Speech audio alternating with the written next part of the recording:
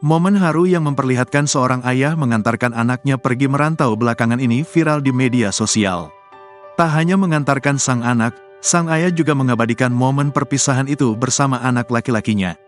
Rekaman video haru itu viral salah satunya usai dibagikan ulang pemilik akun Instagram @undercover.id pada Rabu, tanggal 24 April tahun 2024. Dalam video itu awalnya memperlihatkan sang ayah yang tampak kebingungan mencari aplikasi kamera saat ingin mengabadikan momen keberangkatan sang anak di terminal. Tak lama anak laki-lakinya terlihat membantu sang ayah. Sang ayah pun akhirnya berhasil mengabadikan momen perpisahan itu. Sang anak yang melihat aksi sang ayah pun dibuat terharu. Ia lalu juga merekam sang ayah bersama adik laki-lakinya itu. Ia bercerita, hal itu pertama kali dilakukan sang ayah usai dirinya merantau lagi.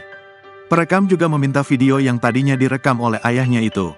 Namun bukan rekaman saat ia berangkat bersama Bas, sang ayah justru mengirimkan foto Bas. Rupanya sang ayah diduga bukan memotret sang anak, melainkan Bas tersebut. Sontak, momen haru itu berubah jenaka. Pasalnya, banyak netizen yang awalnya merasakan sedih, akhirnya mengurungkan kesedihannya itu.